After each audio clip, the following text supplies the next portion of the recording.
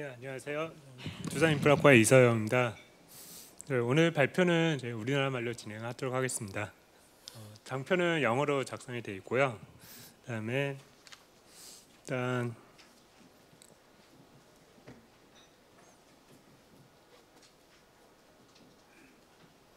오늘 크게 주제는 세 가지입니다. 첫 번째는 배기규제 동향이고, 두 번째는 이제 19년, 20년부터 적용된 스테이지 5 배기규제에서 인증 관점에서 엔진 메이커가 준비해야 될 항목들, 그다음에 마지막으로 이제 인증 관점에서 봤을 때 제조사가 대응해야 될 방향하고 그다음에 검토해야 될 사항 세 가지에 대해서 발표를 진행하겠습니다. 첫 번째 배기규제 동향은 제가 작년에 진행했던 내용하고 이렇게 일부 중복되는 내용이 있는 점 좀 양해 부탁드립니다. 첫 번째 배기규제 동향입니다. 우선 제가 작년에 발표했던 거하고 좀 금년 시점에서 몇 년 정도 지났는데 업데이트된 내용을 우선 네 가지 정도 정리를 해봤습니다. 첫 번째는 이제 차량용 입장에서 보면 어제 이제 발표에서도 얘기 잠깐 나왔는데 중국하고 인도에서 2020년경부터 유로 6가 발효될 예정입니다. 아직 중국 같은 경우에 이제 유로 6 같은 경우에 레벨이 A, B, C, D가 있는데 어디를 갈지는 아직 확정은 안 된 걸로 알고 있고요. 그다음에 Not to Exceed NT 존 같은 경우에는 이제 중국 그때 환경부 산하 기관에서 이제 발표하신 분의 의견을 들어보면 중국 같은 경우에 이제 해발 높은 고고도의 도시들이 많이 있기 때문에 이렇게 살아가는 환경이 유럽 쪽보다는 미국 쪽에 더 가깝다. 그래서 NT 존은 유럽 기준이 아니고 미국의 NT 존을 인용을 할 예정이다. 라는 언급은 있었습니다. 그다음에 인도 같은 경우에도 이제 2020년경부터 유로 6는 적용이 될 거고, 하지만 인도도 A, B, C, D 중에 어디로 들어갈지는 아직은 확정 안 된 걸로 알고 있습니다. 그다음에 GCC 이제 미들 이스트에 있는 GCC 연합 같은 경우에 제가 예상하기에는 유로 3가 금년쯤에 들어갈 거다라고 생각을 했었는데 최근에 제가 이제 고객사한테 듣기로는 2018년부터 적용될 예정이고 인도네시아 같은 경우에는 그다음에 유로 3 적용은 18년 이후로 연기가 된 걸로 들었습니다. 요거 이제 배기규제 차량용 선진 시장 트렌드입니다. 여기서 제가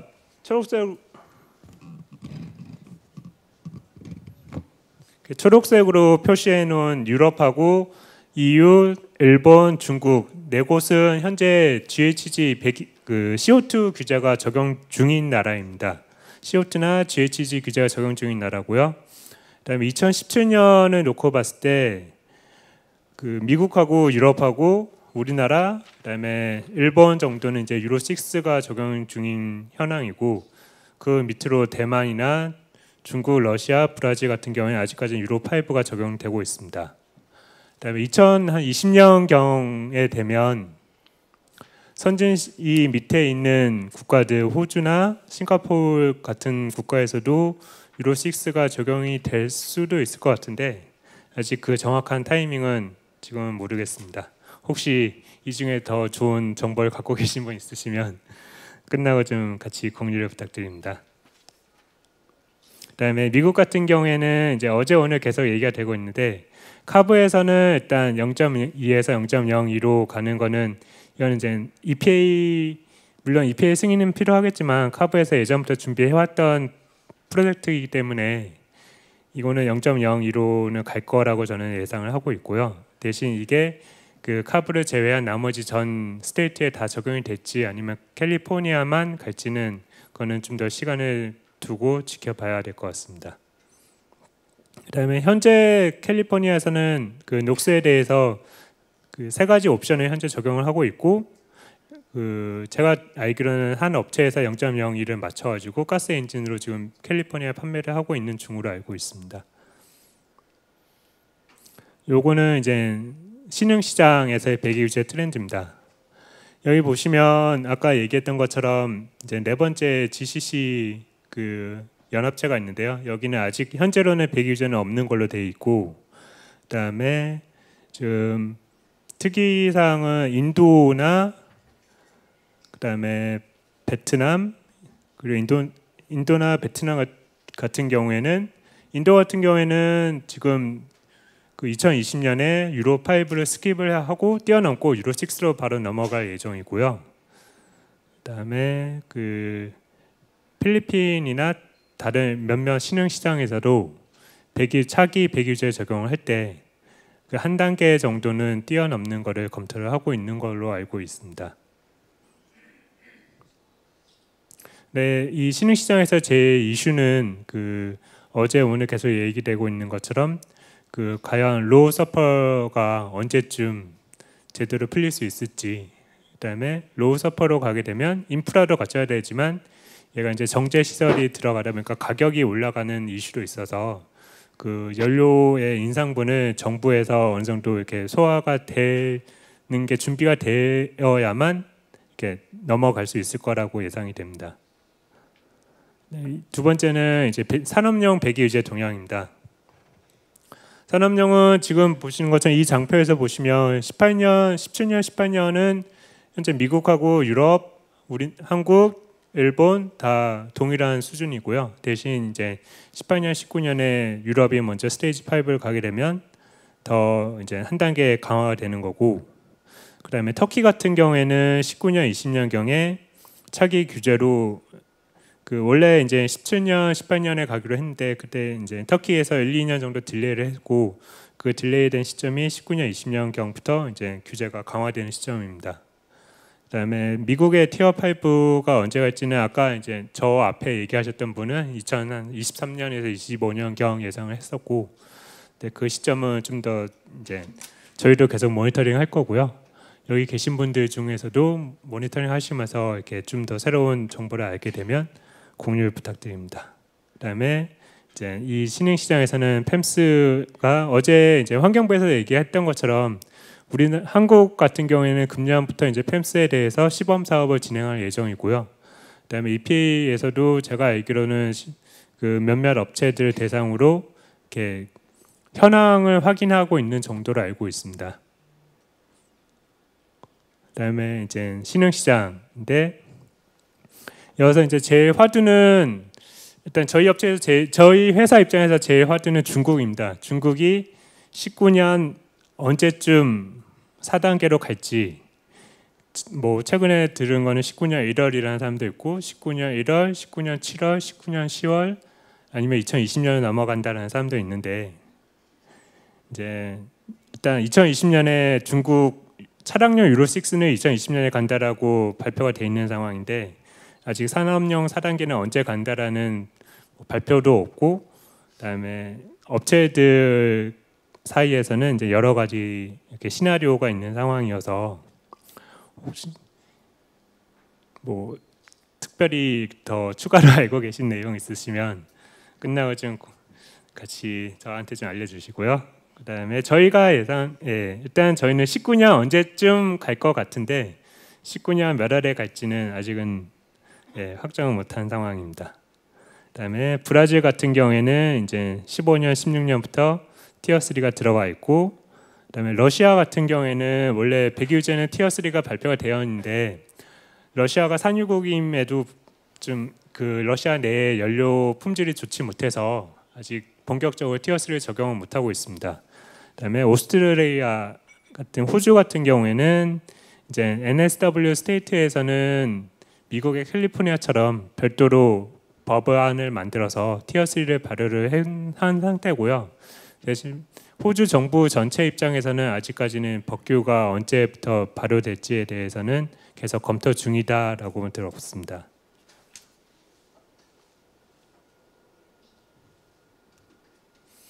요거는 이제 UN EPA에서 제가 다운받은 자료입니다.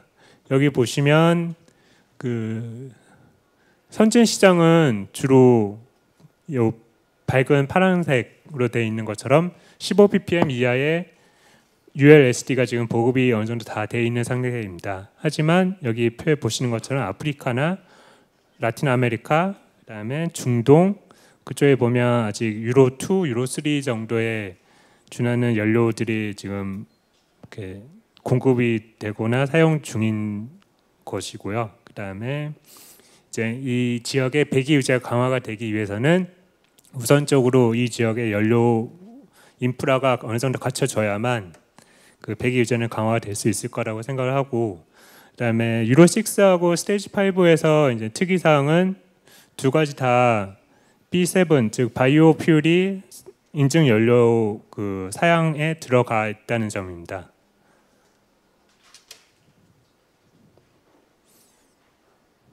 두 번째부터 이제 인증 관점에서 봤을 때 스테이지 5 규제를 맞추기 위해서 어떤 제조사가 어떤 점을 준비를 해야 되는지에 대해서 발표를 하겠습니다. 첫 번째는 배기 유제 적용 시점입니다. 이 부분은 아침에도 발표됐었는데요.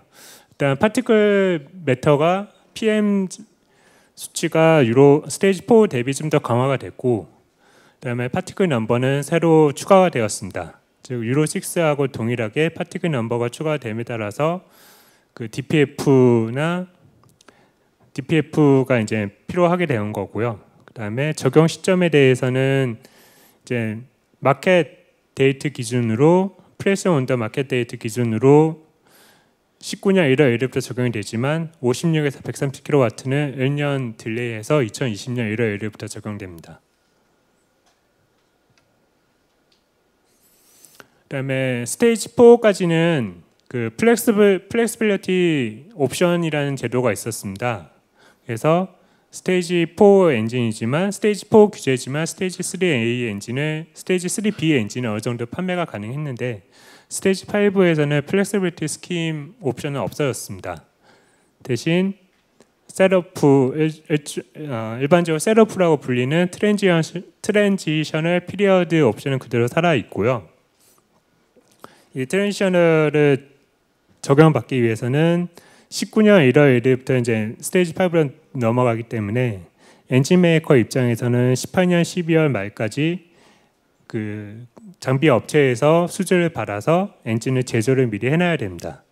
그다음에 그 18년 12월 말까지 제조된 엔진을 대상으로 장비 업체에서는 18개월 동안, 즉 2020년 6월 말까지 장비를 조립을 할 수 있고, 그 장비를 추가로 6개월, 즉 2020년 12월 말까지는 유럽 내에서 판매가 가능합니다. 그래서 만약에 트랜지셔널 피리어드를 적용을 한다라고 하면 장비 입장에서 보면, 엔진 입장에서 보면 2019년에 발효가 되지만 2021년 1월 1일부터 이제 스테이지 5가 발효가 된다라고도 볼 수 있습니다. 일단 56에서 130은 법규 발효 시점에 1년 후행하기 때문에 이 트랜지셔널 피리어드 옵션도 1년 딜레이 돼서 적용이 됩니다. 그다음에 스테이지 4에서는 없었던 내용인데, 첫 번째로 제조사가 생산 리포트를 EU에 제출을 하게끔 되어 있습니다. 매년 45일 이내에 엔진 제조사가 제출을 해야 되고, 이 내용은 현재 EPA에서 요구를 하고 있는 상황이기 때문에 그 미국에 판매하고 있는 제조업체 입장에서는 보면 큰 부담은 아마 안 될 것 같습니다. 그다음에 두 번째로 이제 그 제조사 정보 그 보고는 20년 동안 보관을 해야 되고요. 그다음에 이 엔진 리콜에 대한 조항이 원래는 없었는데, 그러면 안 되겠지만 불가피하게 엔진이 그 환경이나 헬스에 대해서 아주 크리티컬하게 그 유해 물질을 포함을 하고 있을 경우에는 그 EU에서 엔진 제조사한테 리콜을 명령을 할 수 있습니다. 그다음에 이제 어제 오늘 계속 DPF 파티클 넘버 하면서 DPF 이야기가 되고 있는데, 거기에 맞춰서 PCD라고 해서 Particulate Control Diagnostic이라는 조항이 있습니다. 이 조항은 이제 DPF가 달려 있을 경우에는 그 적용을 해야 되고요. 하지만 녹스에 해당되는 NCD하고 다른 점은 인듀스먼트 조항은 없는 상태입니다. 그다음에 NT 존이 그 테스트 모드에 따라서 달라집니다. 즉 산업용 같은 경우에, 산업용이나 아니면 IWA, 즉 선박용 보기 카테고리에 해당되는 IWA 같은 경우에는 이제 그 첫 번째 모드가 적용이 되는 거고요. 요 모드에 맞춰서 NT 시험을 하는 거고, 그다음에 선박 주기에 해당되는 IWP 카테고리는 요 두 번째 모드에 대해서 시험을 합니다. 브레이크 타임 전에 IMO에 대해서 설명을 해주셨었는데, IMO는 참고로 이제 대양이나 영해에 적용되는 규정이고요. 요 IAA하고 IWP는 이제 유럽 안에 내륙의 강에 적용되는 규제입니다. 그래서 흔히들 아시는 뭐 템즈강이나 라인강이나 유럽 같은 경우에 이제 강들이 많이 있어서 그 강을 운영하는 선박 같은 경우에 지켜야 되는 규정이고, 그다음에 세 번째로 제가 아까 연료 사양 설명할 때 답변 공유 드렸던 것처럼 바이오 디젤이 적용이 됩니다. 그다음에 이제 제조사가 그러면 앞으로 인증 관점에서 봤을 때 어떻게 해야 좀 더 원활하고 효율적으로 일을 할 수 있을지, 그다음에 고려해야 될 사항은 어떤 것들이 있는지에 대해서 발표를 하겠습니다. 첫 번째로 여기 보시는 것처럼 아시아만을 놓고 봤을 때 산업용 같은 경우에도 세 가지 배기 유제가 현재 공존하고 있고요. 차량용 같은 경우에는 5가지 배기 유제가 공존하고 있습니다. 요거는 요 신흥 시장에 우레아나 연료 인프라가 어느 정도 갖춰지기 전까지는 어쩔 수 없이 제조사가 대응을 해야 되는 부분으로 판단이 되고요. 그래서 이제 몇 년 전에는 산업용 같은 경우에 그 디티어링 패키지도 몇몇 업체에서 검토를 했던 걸로 알고 있고, 그다음에 그거 외에 이제 모듈러도 준비를 하고 있는 것으로 알고 있고요. 그래서 일단 한 가지 엔진을 만들지만 그 엔진을 사용을 해서 그것보다 저배기 규제 지역에 조그마한 보다 쉬운 그 모디파이를 통해서 판매할 수 있게끔 엔진 개발할 때 검토가 필요할 것 같습니다. 그다음에 두 번째는 이제 명판에 대한 내용입니다. 그 명판은 어떻게 보면 이제 저희 이름표인데요. 이제 명판이 제일 이슈되는 시점은 엔진 통관할 때입니다. 엔진이 어떤 나라에 들어갈 때, 예를 들어서 미국이나 유럽에 들어갈 때 거기에 적합한 명판이 안 붙어 있을 경우에는 통관 자체가 안 되고, 거기에 따라서 뭐 그게 이제 명판 요구 사항을 위반했을 경우에는 페널티를 내야 될 수도 있는 거고, 아니면 그 백십을 해야 될 수도 있습니다. 우선은 명판은 의무 사항이고요. 그다음에 일반적으로 이제 엔진에서 부착을 했는데, 중국 같은 경우에 차량용은 금년 1월부터고 산업용은 금년 7월부터 죄송합니다.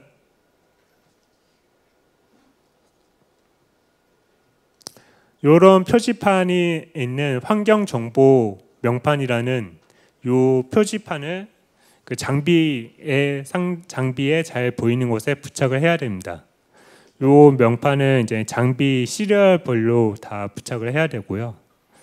그다음에 이제 언어 같은 경우에는 대부분의 나라에서 이제 그 나라의 고유 언어를 사용하기를 요구를 하고 있습니다. 그래서 중국 같은 경우에는 중국에 보내는 명판은 중국어로 작성이 되어야 되고, 그다음에 요 모국어 기준 때문에 예를 들어서 중국에서 생산하고 있는 장비를 제3국에 수출할 경우, 아니면 중국에서 생산하는 장비를 한국에서 생산해서 엔진을 중국에 공급하고 중국 장비 메이커가 선진 시장에 판매를 한다라고 하면 요 엔진 명판에 대해서 조금 복잡해질 수도 있습니다.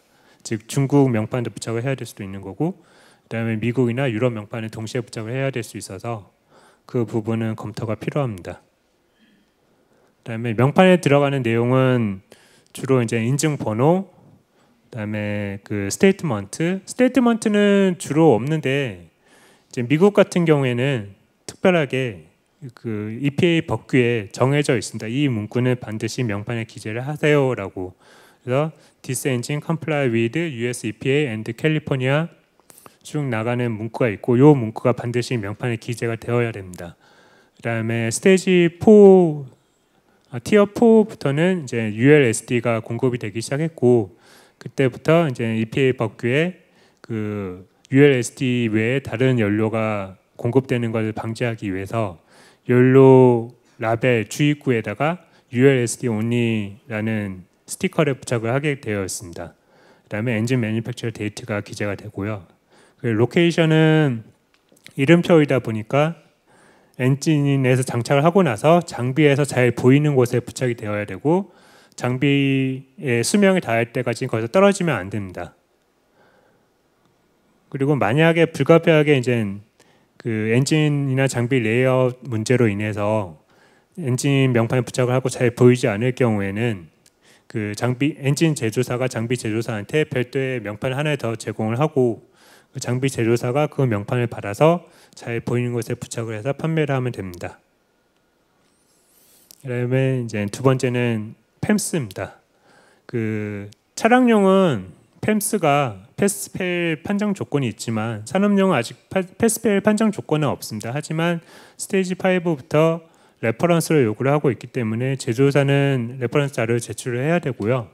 그다음에 그 어제 환경부에서 얘기하셨을 때 룰라 모드나 시내 모드, 고속 모드 이렇게 모드를 차량용 모드가 정해져 있는데 산업용은 그런 모드가 아직은 안 정해져 있는 걸로 알고 있습니다. 그래서 그 로드 사이클을 정의하실 때 해당 인증 기관하고 사전에 상의를 하셔서 로드 사이클 정의를 하셔야 되고요. 그다음에 그 스테이지 5에 대해서 2022년 12월 31일까지 그리고 2024년 12월 31일까지 버크에서 요구하고 있는 ISM 리포트를 작성을 해서 제출을 해야 됩니다.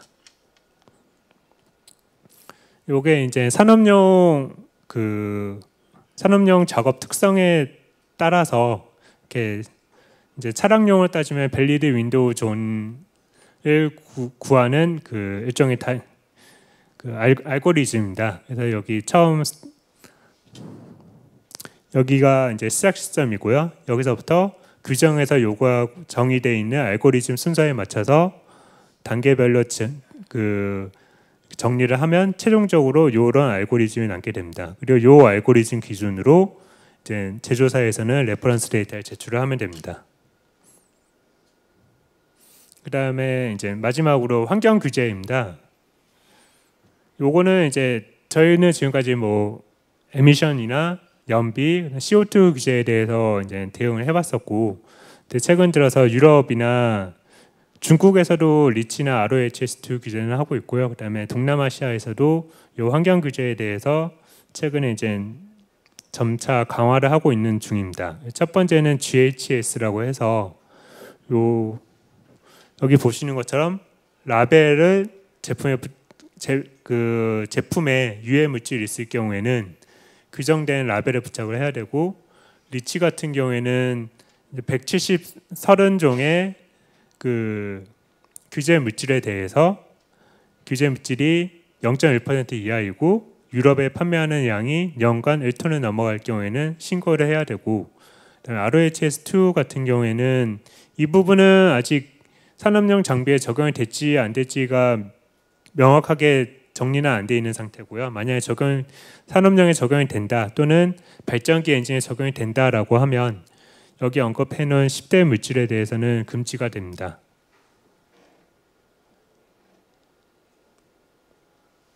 두 번째로 이제 F가스입니다. 이제 F가스는 사실 전자 에어컨 업체에서 좀 더 민감한데, 저희 이제 아시는 것처럼 건설 장비에도 에어컨이 부착이 되고, 그다음에 몬트리올 위정서가 발효가 됐고, 거기에 따라서 각 국가별로 어제 이제 파리 위정서 얘기했던 것처럼 몬트리올 위정서에 맞춰서 F가스에 대해서도 시간에 맞춰서 정해져 있는 타임라인에 맞춰서 감축을 해나가야 됩니다. 그리고 EU 같은 경우에 매년 커터를 신청해서 커터를 받아서 사용을 해야 되고요.